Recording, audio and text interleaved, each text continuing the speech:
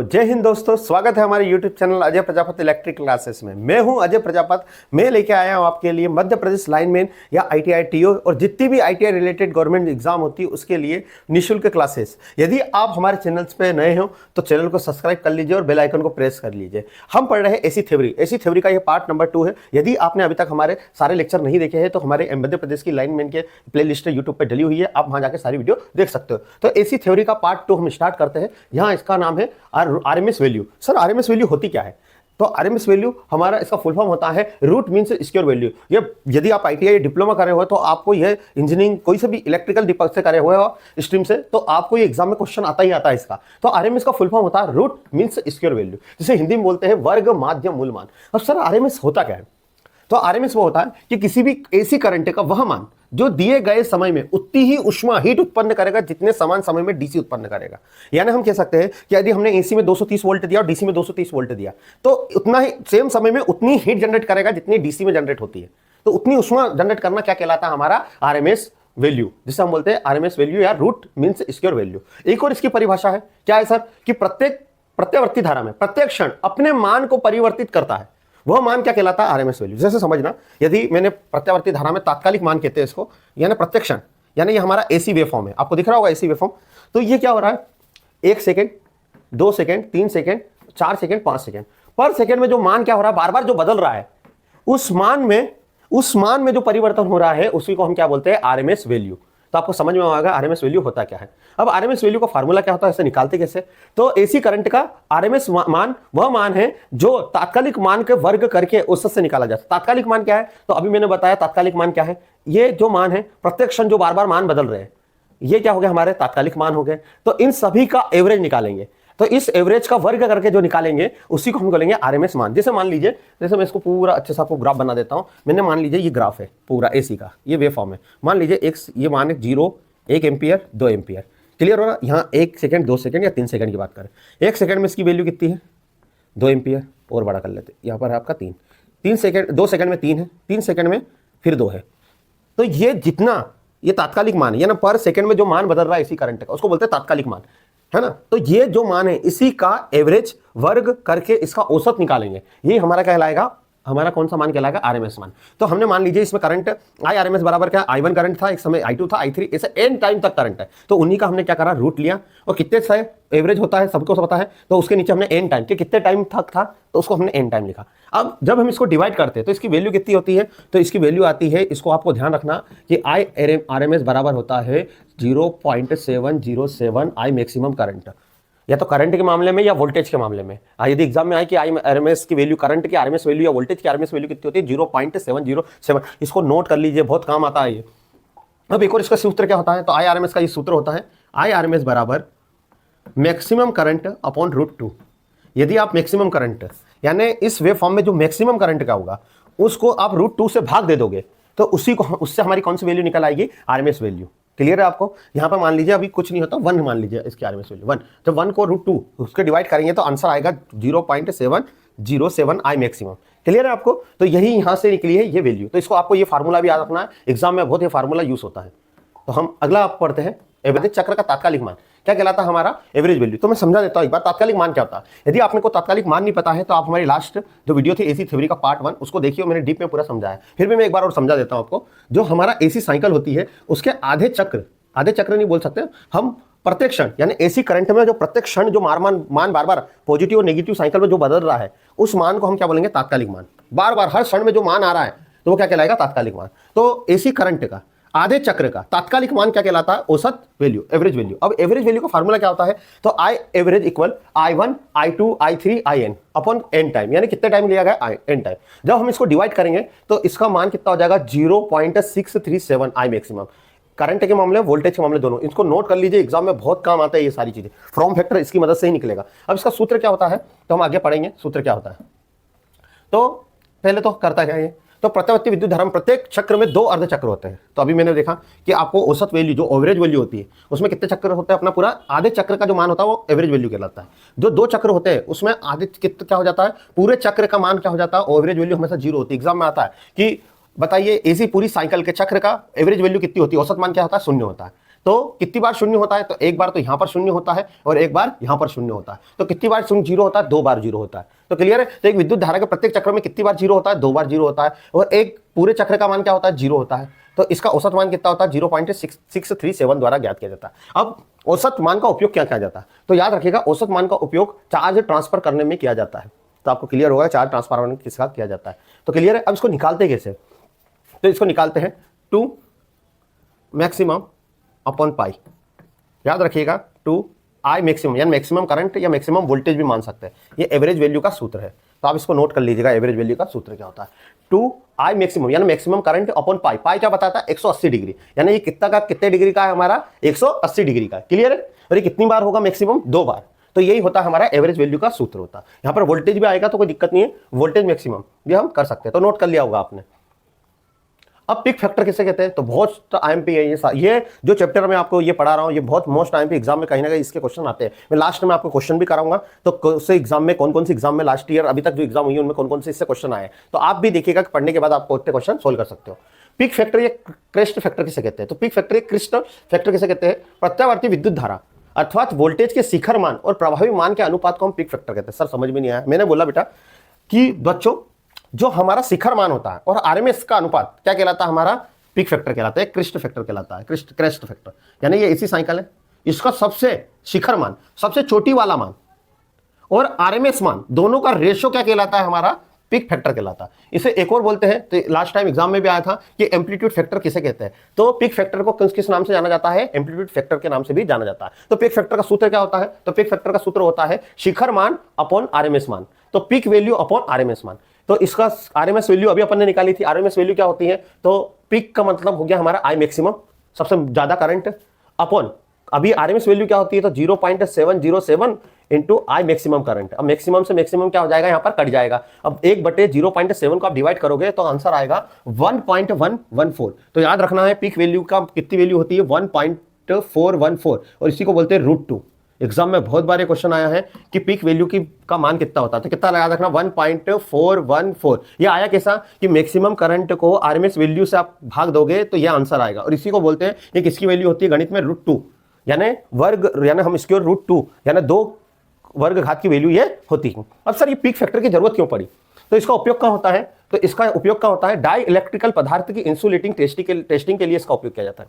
Die electric पदार्थ यानी sir यानी कौन पदार्थ कितना कुचालक है, किसमें कितनी कुचालकता है, इंसुलेटिंग है, यानी कौन कितना करंट फ्लो ज्यादा नहीं होने देगा, उसी को बोलते हैं हम कुचालकता। और ये जो कौन बताता है कि ये अच्छा कुचालक है, करंट कौन नहीं जानते, जैसे मान लो रबड़ है, लकड़ी है, किसमें करंट ज्यादा फ्लो नहीं होगा, तो हम बोलेंगे रबड़ जो है भाई अच्छा है, लकड़ी से अच्छा रबड़ है, क्यों भाई करंट को ज्यादा फ्लो नहीं होने देगा। तो ये कौन बताता है, डाई इलेक्ट्रिकल स्ट्रेंथ। तो इसका टेस्ट किसके द्वारा किया जाता है, पिक फैक्टर से।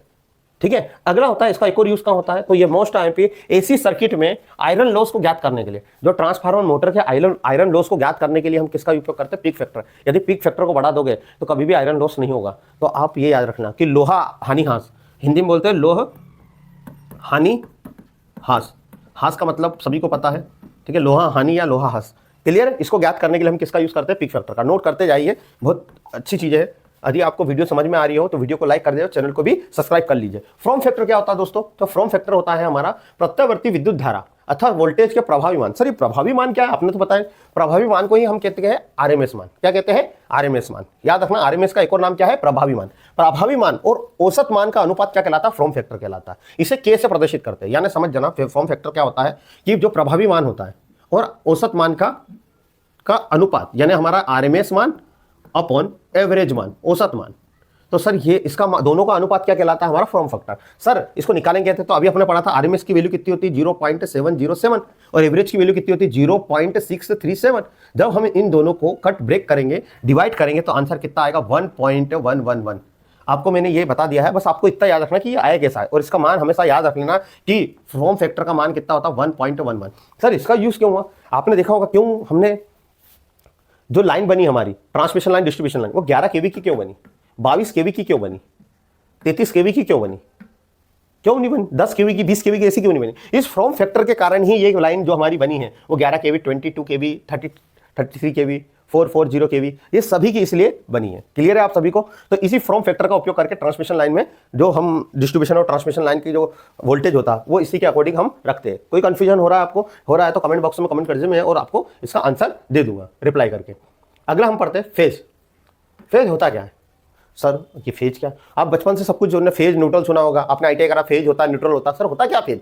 तो फेज की डेफिनेशन समझने के लिए एसी राशि के मध्य सापेक्ष स्थिति फेज कहलाती। अब सब कुछ भी समझ में नहीं आया, समझना।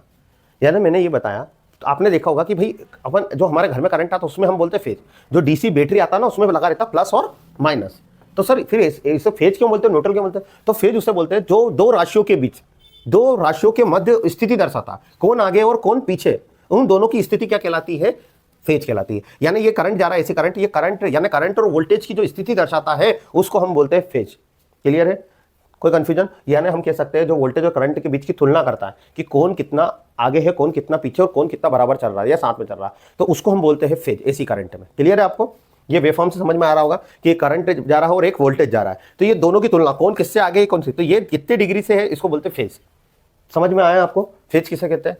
अगला, तो दोस्तों अब इन फेज क्या होता है? तो हम इन फेज पढ़ेंगे जब दो प्रत्यावर्ती राशि जैसे विद्युत धारा और वोल्टेज साथ साथ में बढ़ते और घटते एक समय में अपने शिखर मान पे पहुंचते हैं, तो इनको हम क्या कहते हैं? फेज राशियां कहते हैं। जैसे समझना, ये हमारा ग्राफ है, तो इसमें देखो एक में करंट जा रहा है, एक में वोल्टेज, तो एक साथ अपने शिखर मान पे पहुंच रहे हैं, एक साथ नीचे आ रहे हैं, तो एक साथ ऊपर और एक साथ नीचे जो जा रहे हैं इनमें 0 डिग्री का एंगल होता है, उसी को हम बोलते हैं इन फेज।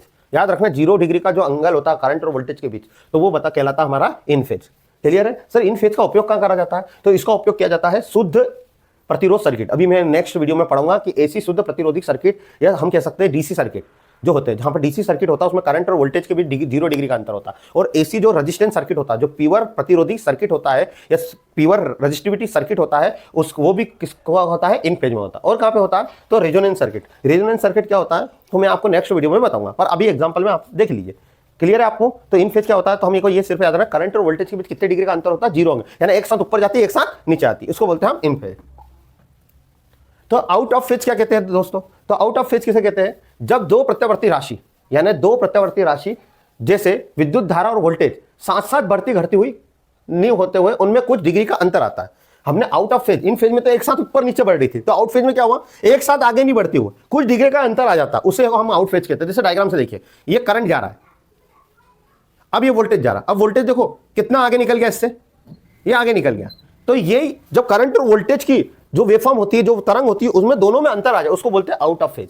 तो आपको समझ में आएगा। यानी हम कह सकते हैं कि कौन पहले शिखर मान पे पहले, सबसे पहले कौन पहुंचा, सबसे बाद में पहुंचा, यदि कुछ भी अंतर, उसको बोलते हैं आउट ऑफ फेज। सर इसका उपयोग कहां किया जाता है? तो इंडक्टिव सर्किट, कैपेसिटिव सर्किट, यानी इंडक्टिव जितने भी सर्किट होते हैं जिनमें कुंडली होती है, वो सर्किट सब कौन से होते हैं बेटा? हमारे आउट फेज कहलाते हैं। और कैपेसिटिव सर्किट जितने भी होते हैं वो सब क्या होते हैं? आउट फेज होते हैं। इसीलिए हम इसमें कुंडली इंडक्टर का यूज करते हैं और कैपेसिटर का यूज करते हैं। तो आपको समझ में आ रहा होगा। अगला है क्वाड्रेचर। क्वाड्रेचर क्या होता है? तो दो प्रत्यावर्ती राशि के बीच 90 डिग्री का अंतर हो, उसे हम कौन सी राशि कहते हैं? क्वाड्रेचर राशि। यानी समझ जाओ, वोल्टेज और करंट के बीच कितने डिग्री का अंतर हो? 90 डिग्री का अंतर हो, तो वो राशि कहलाती है क्वाड्रेचर। यानी 90 डिग्री या तो वोल्टेज आगे या 90 डिग्री करंट आगे, कोई भी आगे पीछे हो, पर 90 डिग्री का अंतर हो, तो वो राशि कहलाती है क्वाड्रेचर।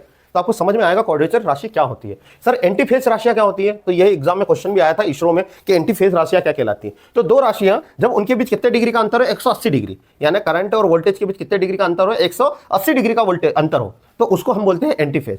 तो वीडियो पसंद आ रही है तो वीडियो को जरूर लाइक कर दीजिए, और चैनल को सब्सक्राइब नहीं किया तो सब्सक्राइब कर लीजिए, और ज़्यादा से शेयर करें तो उन लोगों तक ये वीडियो पहुंच जाए जो रियल में इनकी तैयारी कर रहे हैं दोस्तों। अब अगला होता है फेज डिफरेंस। फेज डिफरेंस क्या होता है? तो फेज डिफरेंस प्रत्यावर्ती राशि यानी एसी करंट में द्वारा अलग अलग समय पर शून्य से अधिकतम अथवा न्यूनतम मान पर प्राप्त करने पर उनके मध्य में उत्पन्न वाला समय अंतर क्या कहलाता है? Phase difference. यानी मान लीजिए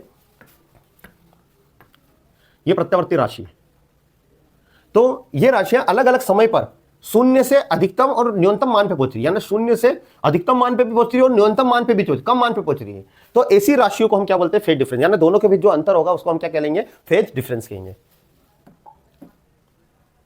अगला होता है लीडिंग और लेगिंग क्वांटिटी क्या होती है, इसको ध्यान से समझना। लीडिंग का मतलब होता है आगे बढ़ना, और लेगिंग का मतलब होता है पीछे रहना। अग्रगामी का मतलब वही होता है आगे, और पश्चिमगामी का मतलब पीछे। तो ये केवल एसी करंट में होता है। वह प्रत्यावर्ती राशि यानी वह एसी करंट जिसमें दूसरी प्रत्यावर्ती राशि की अपेक्षा पहले अपने शिखर पे पहुंच जाए, वो क्या कहलाती है? लीडिंग। यानी समझ जाना, यानी मैंने बोला ये करंट है आई और ये वोल्टेज है। अब करंट वोल्टेज से पहले पहुंच गया अपने शिखर मान यानी या पीक वैल्यू पे, ये शिखर है, शिखर यानी चोटी पे सबसे पहले पहुंच गया। तो ऐसा जो पहले पहुंच जाए तो वो कहलाएगा लीडिंग। अब यहां पे आगे कौन है, करंट है, तो करंट क्या हो गया, लीडिंग। और जो पीछे रह जाए उसको कहेंगे लेगिंग। समझ में आया सभी को? तो ये होता है लेगिंग और ये होता है लीडिंग। तो हमारे ऐसे करंट में यदि करंट और वोल्टेज की भी तुलना की जाए, यानी जो आगे रह जाए तो वो लीडिंग होगा और जो पीछे रह जाएगा वो लेगिंग होगा। अब किसमें होता है लेगिंग और लीडिंग, तो हम आगे पढ़ेंगे आपको कि किसमें लीडिंग और लेगिंग होता है, तो आपको समझ में आया होगा। अब कुछ वेव फॉर्म के वो है इसका वैल्यू क्या होती है, तो आपको ध्यान रखना एग्जाम में इसमें से एक क्वेश्चन आता है, इसको नोट कर लीजिए, मैं समझा देता हूँ, आप पुश करके नोट भी कर लीजिएगा वीडियो को, तो आप उतार लीजिएगा, स्क्रीनशॉट ले लीजिएगा मैं, ठीक है, इतने मिनट के लिए। तो सबसे पहले जा साइन वेव। अब साइन वेव के आरएमएस वैल्यू, साइन वेव कैसी होती है, तो साइन वेव हमारी इस टाइप से होती है। तो साइन वेव का आरएमएस वैल्यू कितनी होती है, 0.70। इसका सूत्र क्या होता है, आई मैक्सिमम अपन √2, मैंने बताया था। एवरेज वैल्यू क्या होती है, 0.636। इसका सूत्र क्या होता है, 2 I maximum current upon pi. From factor क्या होता है, तो 1.1। शिखर मान की वैल्यू कितना होता है, 1.141। इसको √2 भी कहते हैं, √2। अब यदि हाफ वे रेक्टिफायर है, एग्जाम में आया था ITI TO में हाफ रेक्टिफायर का, कि हाफ रेक्टिफायर में आरएमएस वैल्यू क्या होती है, तो इसको आधा कर दो। हाफ का मतलब होता है आधा, अर्ध तरंग रेक्टिफायर। तो भैया क्या हो जाएगा, आई मैक्सिमम अपॉन 2, क्या हो जाएगा, आई मैक्सिमम अपॉन 2 0.5। अगला है हमारा औसत मान क्या है, तो 0.318 I maximum upon pi. Clear है सभी को? फिर हमारा होता है फ्रॉम फैक्टर, तो हाफ रेक्टिफायर में 1.57 फ्रॉम फैक्टर होता है, और शिखर मान क्या होता है हमारा 2, क्या होता है 2। तो आप इसको नोट कर लीजिएगा, जब मैं हाफ वे फुल वे रेक्टिफायर पढ़ूंगा तो आपको समझा दूंगा कि उसकी वैल्यू क्या होती है। तो आप इसको समझ के नोट कर लिए, एग्जाम में आते हैं। बस आपको याद रखना है कि स्क्वायर वेव और अपना आयताकार वेव दोनों की आरएमएस वैल्यू हमेशा क्या होती है, 1। आरएमएस वैल्यू का मान क्या होता है, 1। यानी वर्गाकार तरंग और आयताकार तरंग का आरएमएस वैल्यू क्या होती है, हमारा 1 होती है। तो हम अगले चलते हैं, इसमें से उतार लीजिएगा। अब कुछ क्वेश्चन है, अभी तक जो हमने पढ़ा है उसके क्वेश्चन आंसर हम सॉल्व करते हैं, हमको क्या क्या आया।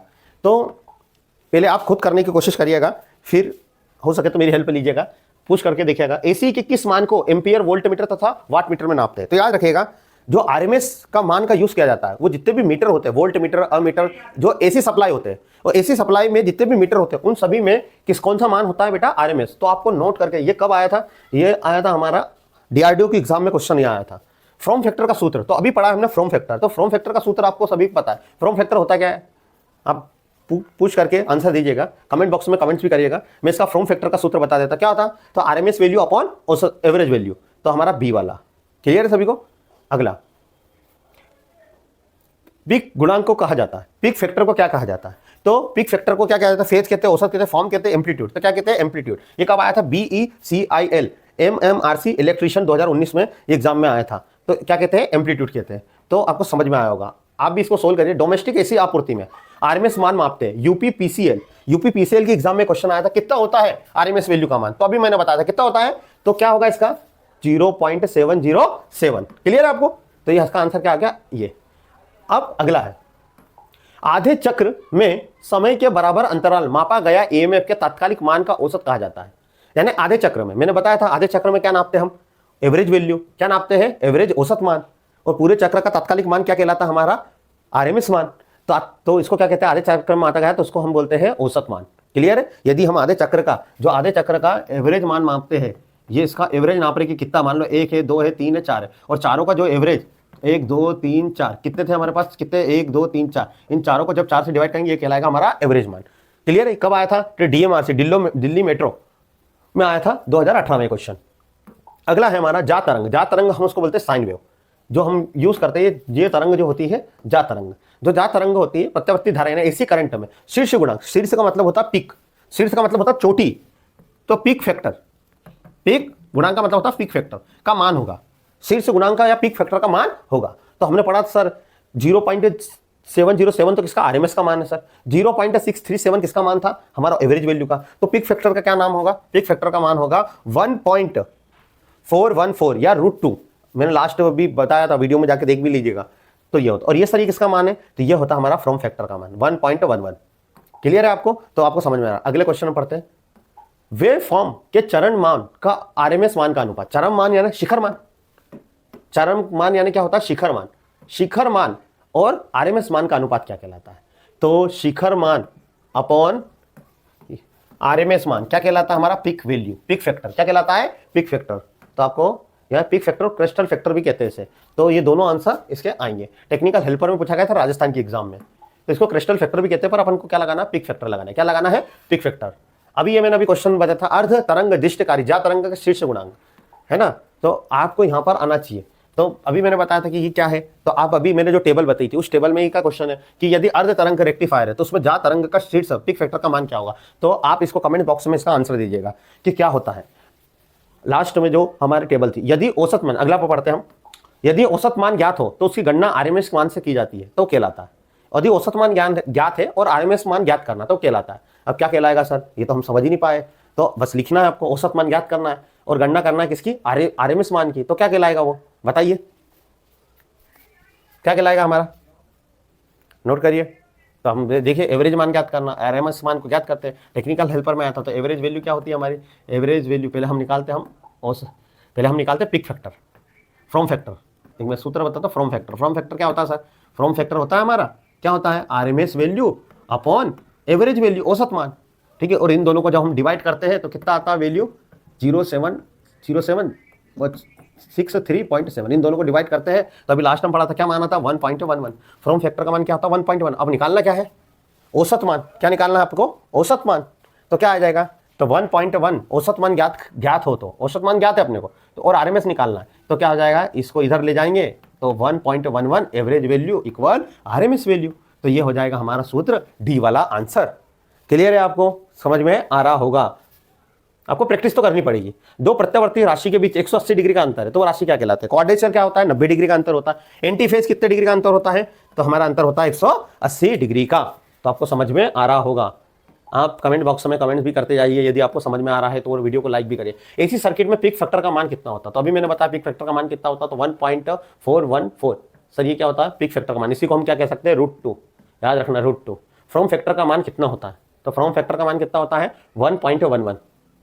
अर्ध तरंग दिष्टकारी जा तरंग का शीर्ष गुणांक, फिर ये रिपीट हो गया क्वेश्चन। अब कितना होता है अर्ध तरंग की दिष्टकारी का? तो वही कमेंट बॉक्स में कमेंट करिए, और वीडियो पसंद आई है तो वीडियो को लाइक भी कर लीजिए। तो हम अगला पढ़ते हैं, प्रत्यावर्ती। अगला क्वेश्चन है हमारा, प्रत्यावर्ती विभव के लिए रूप गुणांक। रूप गुणांक को इंग्लिश में कहते हैं फ्रॉम फैक्टर। क्या बोलते हैं हम? From factor. रूपक गुणांक होता है जिसे हम बोलते हैं फ्रॉम फैक्टर। अब ये जो इंस्ट्रक्टर की एग्जाम होती है असम में, उसके में क्वेश्चन पूछा गया था। तो क्या होती है? तो RMS value upon from factor. From factor क्या होता है? जिसे हिंदी में बोलते हैं फ्रॉम फैक्टर या रूपक गुणांक। फैक्टर क्या होता है? तो सर अभी आपने बताया RMS value upon average value. अब देखते हैं क्या है क्या।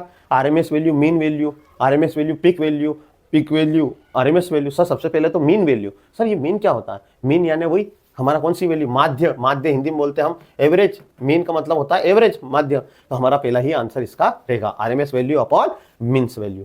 क्लियर है? आपको इतना थोड़ा सा नॉलेज तो रखना पड़ेगा। अब ये सभी की वैल्यू है, निम्न में सही मिलान किया। आरएमएस मान, आरएमएस की वैल्यू क्या सूत्र था? तो मैंने बताया था आरएमएस का क्या मान आ जाएगा। आरएमएस का क्या मान होता है? सूत्र था तो वी मैक्सिमम अपॉन √2। तो ये इसका मान है।